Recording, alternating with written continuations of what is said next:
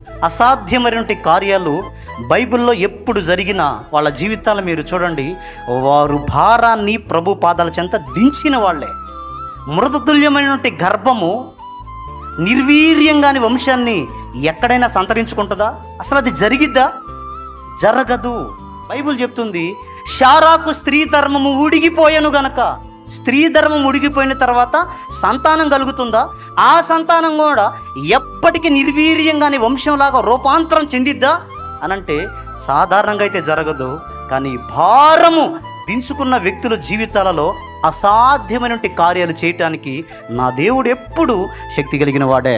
గర్భఫలం విషయంలో కూడా అంతే. కొంతమంది ఇక్కడ ఉండొచ్చు, అన్న పెళ్ళై చాలా సంవత్సరాలు అయింది, దేవుడు ఇంకా కార్యం చేయలేదు. భయపడొద్దు. అర్థమైందా? లెక్కకు సంవత్సరాలు ఎన్నైనా కావచ్చు, నా దేవునికి అసాధ్యమైంది ఏముంది? ఖచ్చితంగా చేస్తాడు. బైబిల్లో చేశాడు, బయట కూడా వ్యక్తిగత భక్తుల జీవితాలను కనుక చూస్తే వాళ్ళ జీవితాల్లో కూడా చేశాడు. అప్పుడెప్పుడో బైబిల్లో చేయటం కాదు, నాడు నేడు ఎన్నడూ ఆయన సాహస కార్యాల్లో మార్పు ఉండదు ప్రియులారా. నిజమన్నా? ఖచ్చితంగా.